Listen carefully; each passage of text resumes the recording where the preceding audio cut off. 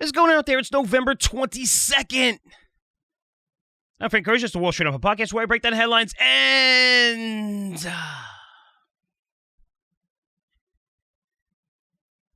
tell you what's really moving these markets. Happy Thanksgiving week. Hope you're not working too hard, at least this week. Spending time with your families, enjoying the kids, being home the entire week. When did that happen? When did kids start getting off the entire week for Thanksgiving? It wasn't like that when I was going to school. It was maybe a half a day on Wednesday, off Thursday and Friday, then back to school. Now it's the whole week off. Imagine that, planning all this stuff, everybody coming to your house, cooking. How do you do that with your kids in your face all day? It's not easy. The Thanksgiving plan, we had it all scheduled. It was agreed upon decades ago. Locked and loaded. Hey, Thursday and Friday, that's it. Not the whole week. Man, but I think most schools, at least through Florida, probably a lot of other places, have off the entire week, which I guess is pretty cool. I figure a lot of kids were taking off Monday and Tuesday anyway, going away, but it does get a little hectic. Hopefully you guys are having fun. Anyway, market's still open. Your Black Friday coming up. It's going to be clear winners and losers. One of the biggest names, and Black Friday names, is Best Buy. They just reported, one of the largest electronic retailers in the world. Stock's up 9% right now. I'll break that down in a minute. We should be buying this name or taking profits. But first, I want to talk about the big story that broke this weekend, which is Disney, who just fired its CEO, Bob Chapek. This is a surprise to many. Everyone talking about all the media and TV. Surprised because Disney just signed Chapek to a new 3-year deal in June, 5 months ago. A new 3-year deal. So don't feel bad for Chapek getting the boot. Because, man, that guy got off making a lot of money and probably get paid for those full 3 years. Plus, when it comes to Disney and CEOs, there aren't many. They've only had 7 CEOs in its nearly 100-year history. So the media surprised, I'm surprised. You know what? You shouldn't be. Something they talk about numerous times, something that had to happen, just not the right fit for Disney. There's numerous times, stories saying how internally they just didn't like this guy, the way the company was run. Put the handcuffs on creativity, which is the worst thing you could do. Hollywood was not a fan of him either. It's not easy to get the best talent to work for you if they don't like you. And let's face it, Disney is a disaster. It's been a disaster for 18 months. Chapek did a good job telling a story, which is what Disney does and is fantastic at doing, and entertainment. I mean, got to give the guy some props. Everybody bought into the story. Subscriber growth, streaming, it's the greatest business ever. Look what we're doing. They got into streaming because they had to. They had to get into streaming. Especially during COVID, everything was just done. No way for that company to make money. Everything was impacted. And he set that tone, which Wall Street bit into, saying that we just need to add subscribers, add subscribers, add subscribers, add subscribers. And it was like, wow, they have more subscribers. They're beating Netflix. No one said, well, they're not really paying for the service. Most of them are coming from Hotstar, which are paying like $1.50. The average revenue per user is below 4. Netflix is near 12. It's showing that you're basically giving this away the service for free. People don't like it. And now what are you looking to do? Put ads and raise prices? Good luck. Just had to look a little bit under the hood. But everyone on Wall Street bought it. No sell ratings from these guys. Get to that in a minute. But the biggest surprise for Disney is who replaced him? Bob Iger. Former CEO, transformed Disney through his 15-year tenure, buying Pixar, Marvel, Lucasfilms, which is Star Wars. All this. Just amazing acquisitions. Always had a great relationship with the Hollywood actors and actresses, which is important in this industry. Something that, again, Chapek did not have. And if you look at it, I mean, it's something, right? It had to happen. And ranting on Disney for over 18 months, nobody looking under the hood. You look at the stock steadily moving lower. And then the numbers really started to hit them. Billions and billions you're losing on the service, which shows you that every subscriber they added, they were losing money on, which is a bad business model. That's not a good business model. Because I know you can look at it and say, okay, they're losing money now, but what's the future value? That future value, right? So when you're advertising, you have, your return on ad spend should be 30 days, 1 year, 2 years, long-term value of a subscriber. Okay, they basically gave this service for free, looking at their 60-day, 90-day, 1 year at, wow, we're going to make a ton of money. And what happens is these people weren't upgrading. They weren't buying. They weren't able to sell them new products or new things. And now you paid a fortune. It's okay to pay the fortune up front for those names if you have the research, the AI, everything done, showing that these names are going to generate money over a certain period of time. But it's 18 months and you're losing more money. So it hasn't happened. It means you have no pricing power in that division. But you're going to raise prices, which is interesting. Let's see how that goes. And create a worse service by putting ads all over it. But now, you look at it streaming, you basically took the company's growth model out of play for a stock that's trading over 25 times forward earnings, and you're in trouble. And you keep going in, digging deeper. Something had to happen. Anyway, after these big changes, which is Chapek out, Iger in, is now a reason to buy Disney? Actually, it's probably a good time to buy long-dated puts here. Stock rose 6% on the news. But everyone is now bullish on this stock. Oh, I shouldn't say now. They've been bullish the whole entire time, which I find laughable. And watching analysts, media pundits on TV all day yesterday, even early today.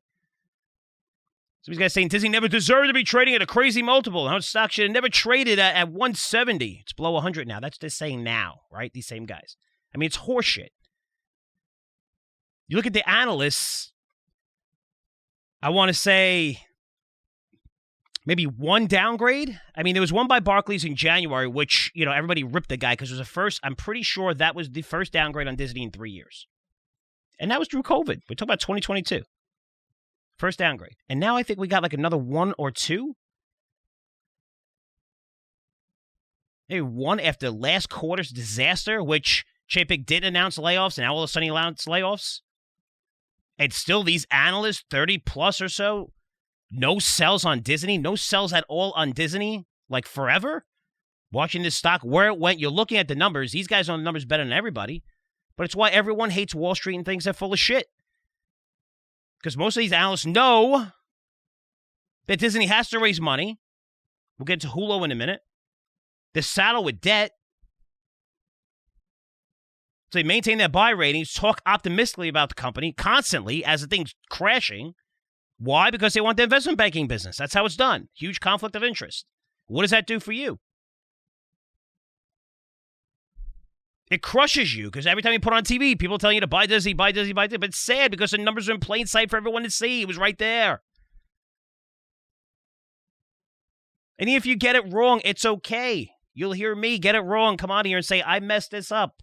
My fault. Have to be right. More times that you're wrong, or I'll do something else for a living. Just expect maybe a few apologies from analysts, media pundits pushing this stock to individual investors for 18 months as losses mounted. As the growth plan made no sense. But expecting apologies from Wall Street, my fucking mistake. That's never going to happen. Instead, the analysts who were bullish are now saying, hey, I told you so. It was a disaster for a while. You guys should have been cautious. What? I'm actually hearing that. Guys that were just all in on Disney coming back and saying, well, should never trade at that high. Yeah, they're running big problems. This and that. That wasn't what you're saying 9 months ago, 6 months ago, 3 months ago. Give me a break. Just own it. It's not a big deal. Just own it if you're wrong. That's how you get credibility in a space that has very, very little. As for Disney, I'd buy long-dated puts here. I mean, Iger, being an amazing executive, had a few Like his last couple of years were pretty bad. And that was heading into COVID. And he was a huge supporter of streaming, oversaw the launch of Disney Plus in 2019. I get why he became more bullish on Disney Plus, especially, during COVID, since his entire business was impacted. Every single part of their business was impacted, and impacted much longer than lots of other companies, where people they couldn't open up the parks. You had to wear masks in 90-degree heat in Florida. Cruise lines, Broadway, movie theaters took a while before you got back to that full capacity. And they were hurting. Streaming filled the gap. It made sense. But it was a way to generate buzz or create a great growth story, which, again, Disney's great at doing, around the streaming platform. Don't worry about the rest of the shit. It's not working. It's going to work when it comes back. But this is the growth model. We're going all in on it. I also bought Fox's entertainment assets. He's the one that bought those assets for over $70 billion, which he thought was a genius heading into COVID. Thought it'd be a huge boom to his streaming business. That's why the company's sitting in $35 billion in net debt. This is the most debt Disney had on its balance sheet since the company was founded by Walter Roy Disney in 1923, so 100 years ago. And Iger is a genius in certain aspects, in many of the aspects in media. You can't deny it. I mean, the business that he acquired built this company. Unbelievable. I mean, he transformed this company tremendously. I mean, other people helped build it, but just the transformation of what he's done with Pixar and Marvel and Lucas. Holy cow, it's Star Wars is incredible. But Iger knows a little bit about the streaming market. I don't think he understood or understands now, especially then by buying Fox assets, that streaming is not about your current library, which Disney has the biggest and the best. It's 100% about new content. People don't go on streaming platforms to watch old movies. They just don't. They don't have time. They want to watch new stuff. And when you have to produce new content, it costs a fortune. I mean, it's about running home to see the next version of Ozark, Cobra Kai, Stranger Things, Dead to Me. Which, by the way, that last season just came out.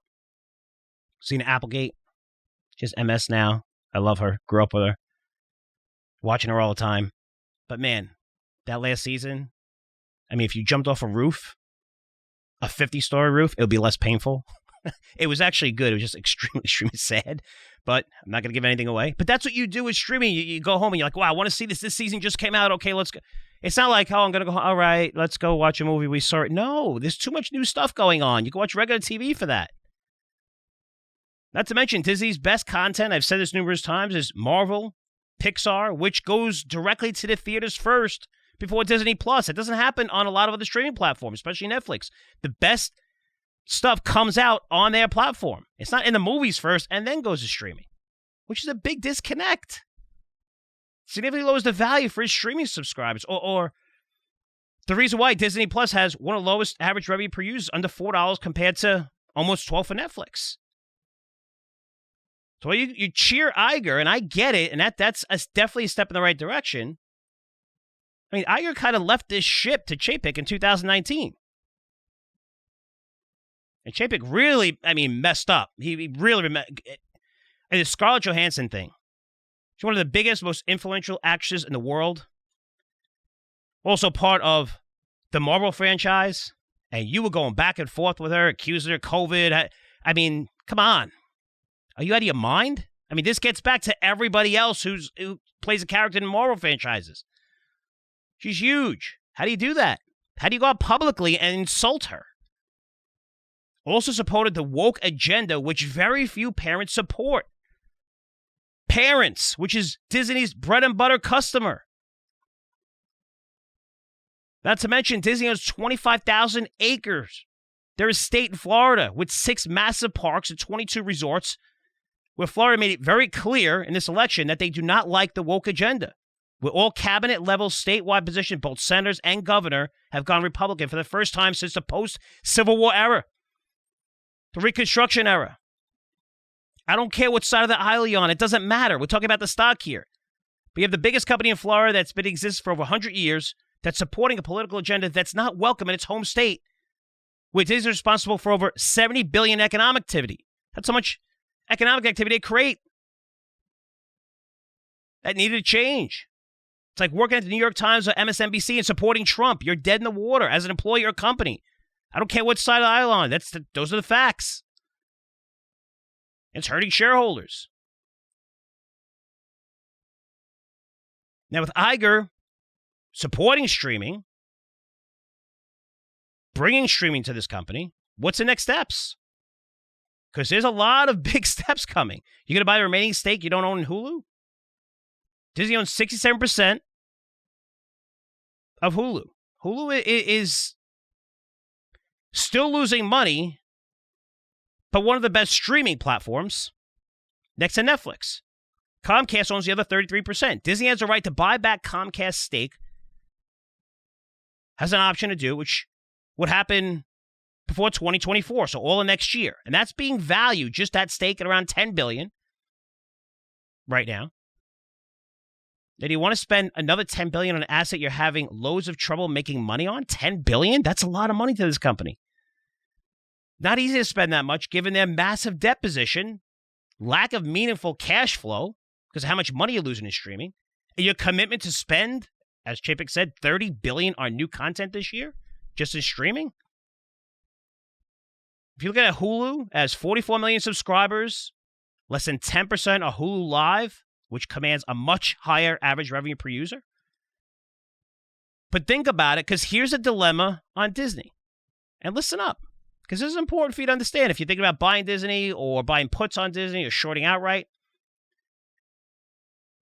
Because right now, everyone's looking, as an investor, turn around streaming operations ASAP. How do you do that? Well, maybe you're successful at doing it over the next 9 months. Starting to generate average revenue per users going up. Things are better. But you know what that's going to do? It's going to increase the value of Hulu.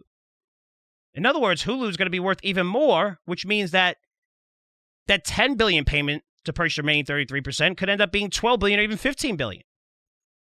It's almost like a football team that's not going to make the playoffs. Do they start putting in all their subs this way they get a better pick? Or do they keep fighting with hopes of maybe crossing that line and getting into the playoffs, right? I mean, this is a big dilemma. Also, if you purchase that stake and you own Hulu outright, all NBC content, this is Comcast, is now going to be removed. We're talking about great content. People like to watch Chicago PD, Chicago Fire, Law & Order, SVU.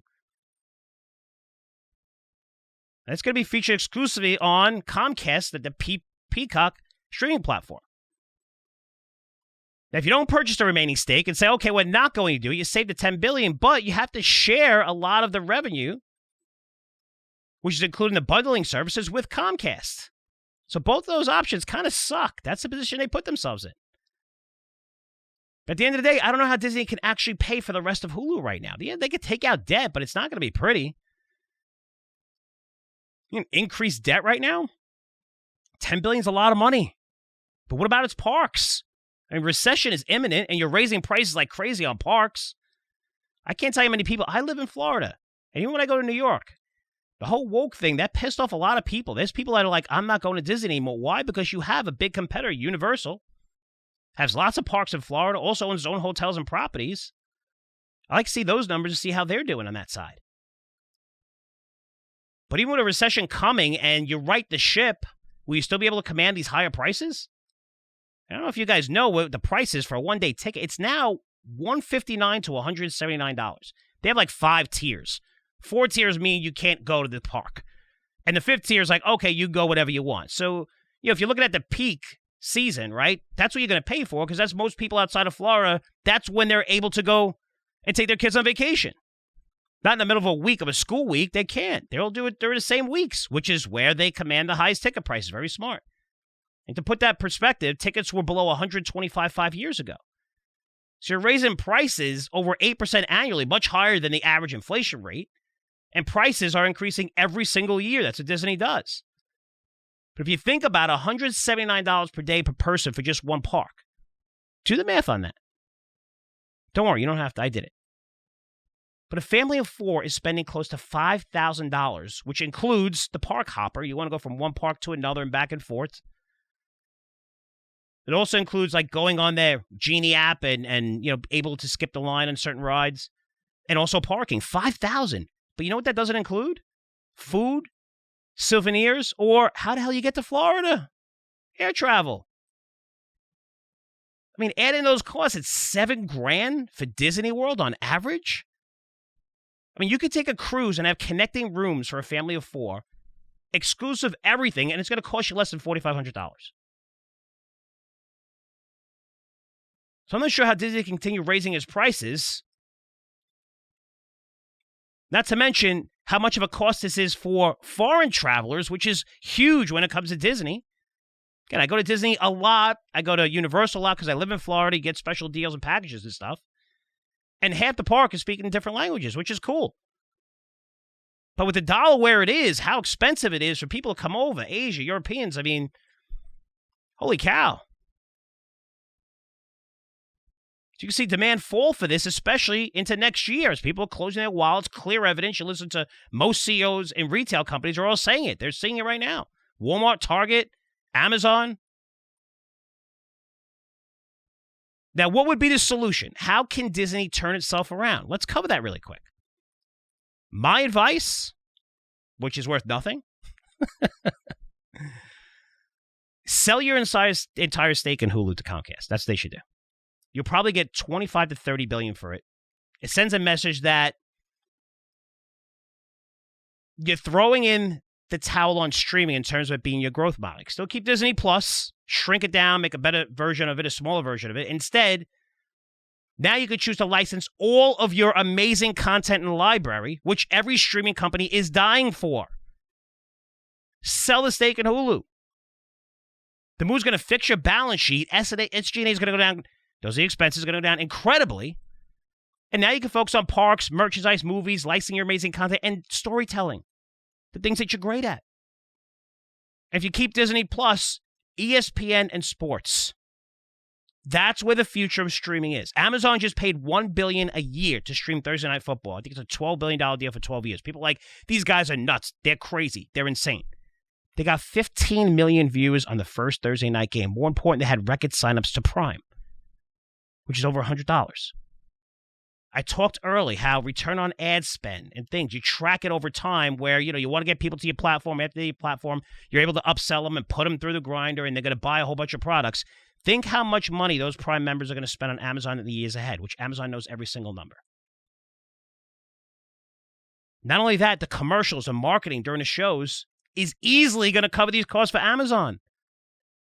Why is it such a huge success, streaming sports?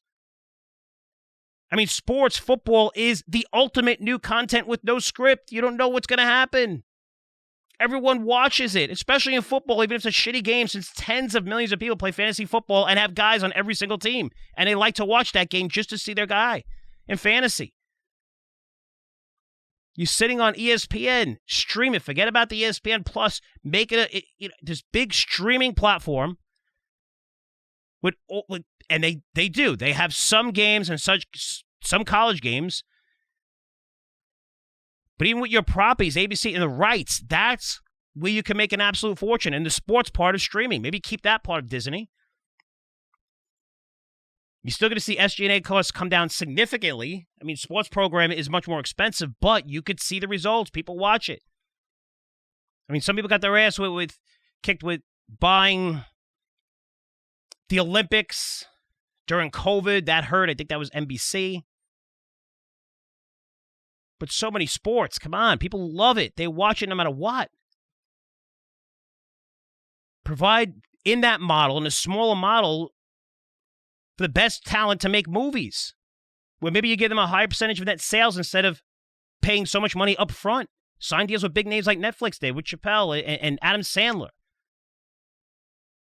Whether you like them or not, people love their stuff and watch their stuff all the time.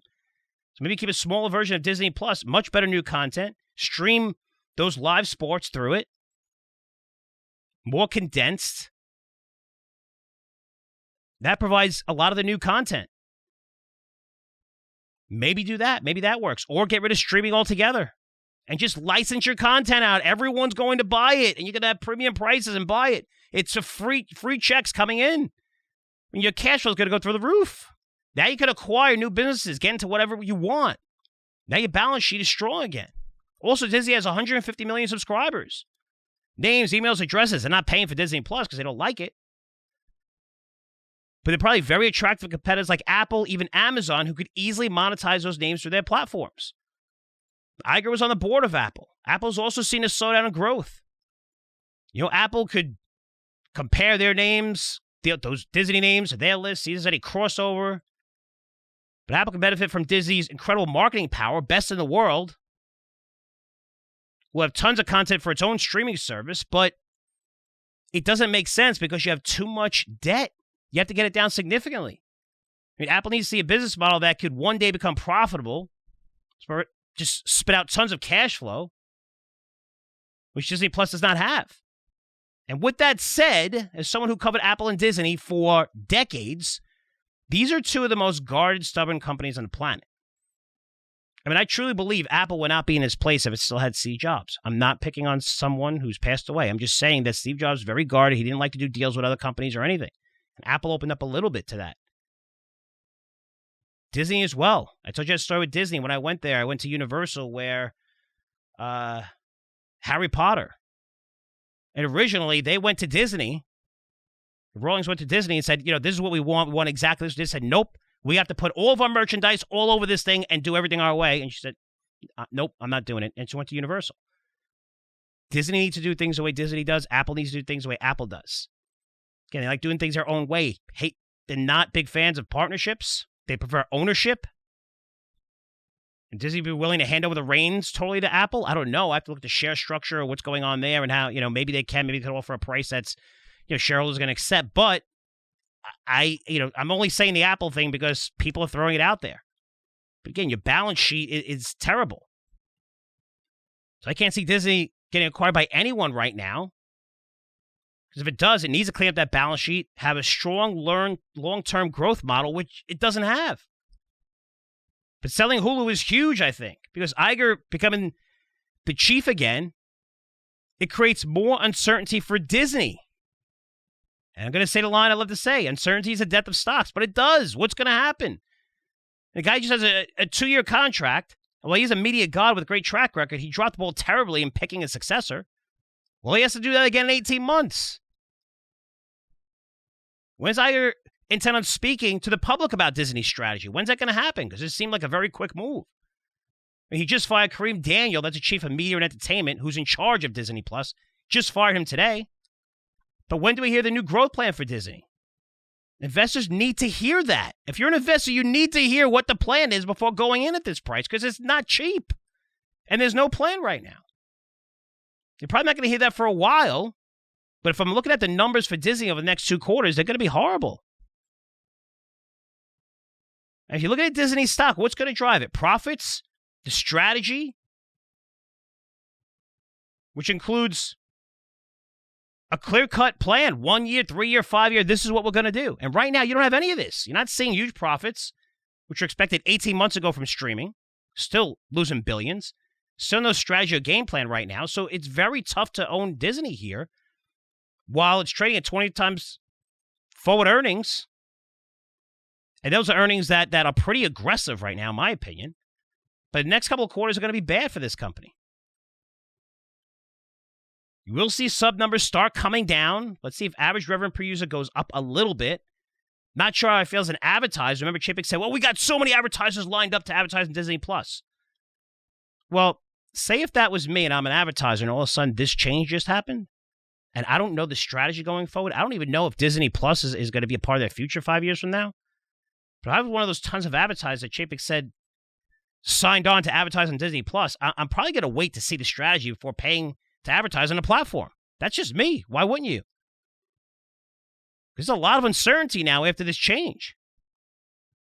And with the recession imminent, is Disney still going to have the ability to raise prices in its parks and merchandise? I mean, you could see traffic start to slow.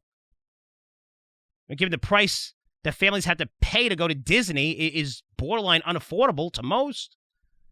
But I think long-dated puts are a great strategy just from the uncertainty.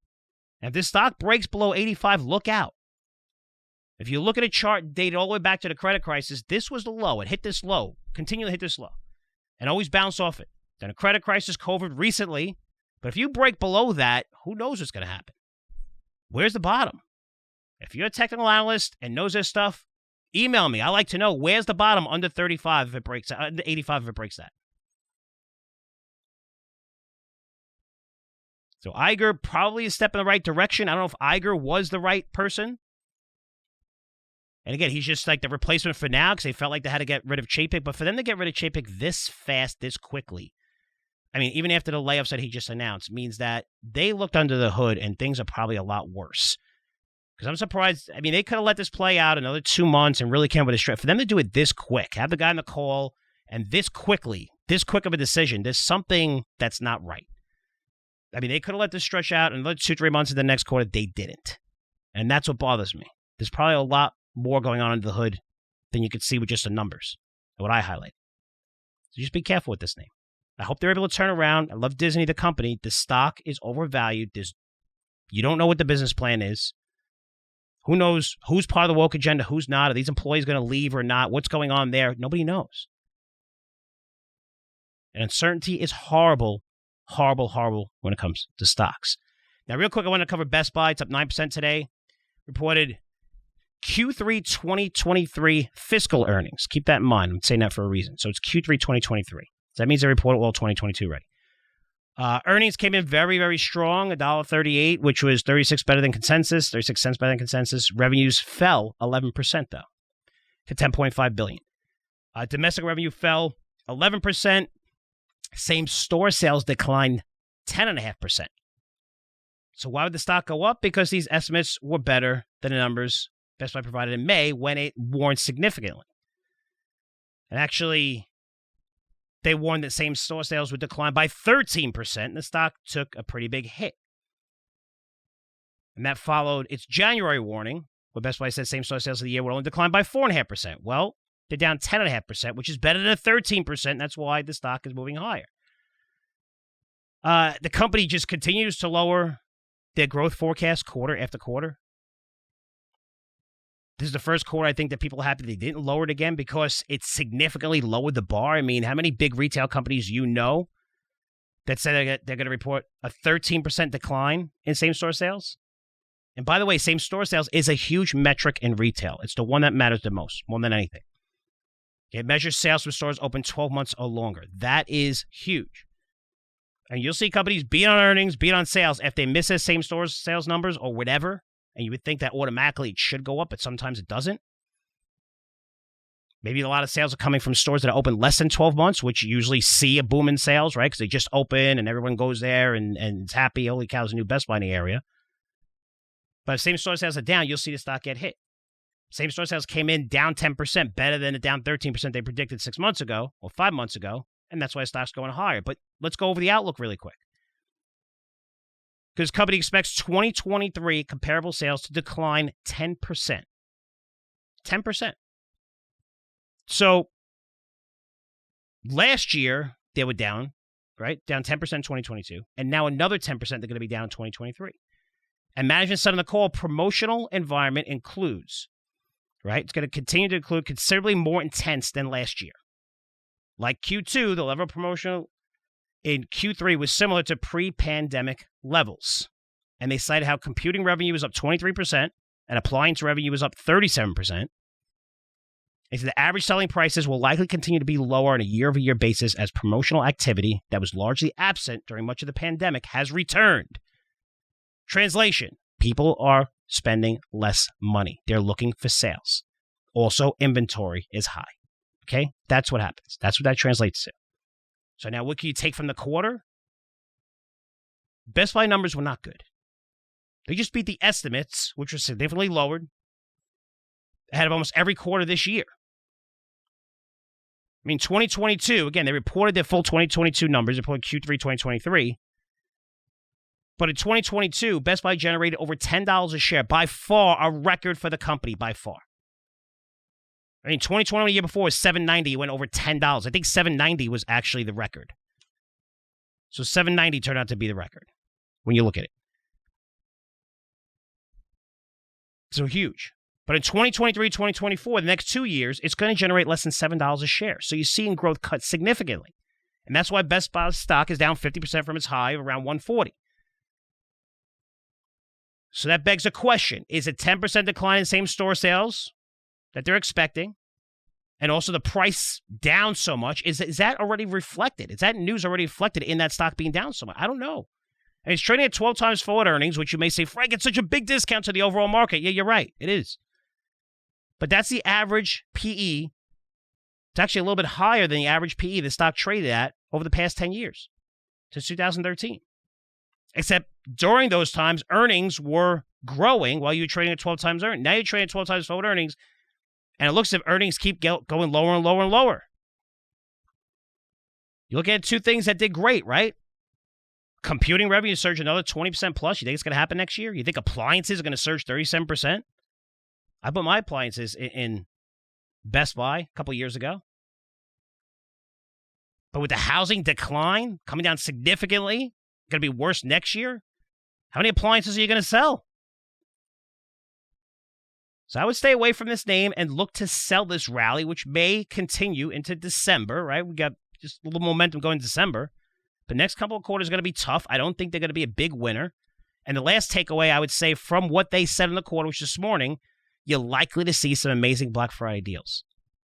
The management said, they're going to have to lower prices, become more promotional. Now that Best Buy is competing with hundreds of other companies that sell TVs, computers, phone accessories, who is sitting on massive inventory right now, they're going to have to significantly lower prices as well. So you're going to see this big competition. If you're looking to buy things for the holidays or just yourself, Black Friday is going to provide some of those incredible discounts that you've seen in years. As so many companies sit on massive inventory, they have to dump this stuff. They're going to have to compete to get your business. And to do this, they're going to have to lower prices significantly. So have fun Black Friday. Start looking now. Buy you 2-for-1 TVs that I'm sure you're going to see pretty soon. Especially next week, I think. We'll see how much is being sold, but I think prices are going to come down even further. They're going to try to sell them. They're going to realize they're not being sold for Black Friday. And then they're probably going to lower them even more because they have to get rid of that inventory. Let's see what happens. As for Best Buy, I think I'd say it's a neutral stock right now. There's other retailers like Ross, TJX that are seeing momentum. Even Walmart that have pricing power are in better shape. And Best Buy is an amazing, amazing, amazing company. I love the company. I love their Geek Squad, which provides a necessity because when you buy this stuff, you need it hooked up. And that's what you do with businesses. I mean, how many years over the decades have we seen how many electronic retailers go out of business? They all go out of business except for Best Buy. Good for them. They know what they're doing, got a strong balance sheet. However, again, a company that's going to struggle growing next year. Do you really want to buy a company that's not expected to grow? Same-store sales are going to decline 10% year over year? Because I don't think that number is going to get better. I think it's going to get worse. And if it does, the stock probably can get hit a little bit more. So, guys, covered a lot today. Lots of questions, comments. Feel free to email frankcurzioresearch.com about Disney or about Best Buy. Going to cover some more companies tomorrow with Daniel. There will be no podcast on Thursday or Friday for the Frankly Speaking podcast. A little vacation time, hanging out. Enjoy. We'll be back tomorrow with Daniel. Cover more stocks, more sectors, and have some fun on the day before Thanksgiving. Thanks again for all the support. I'll see you guys next week. Take care.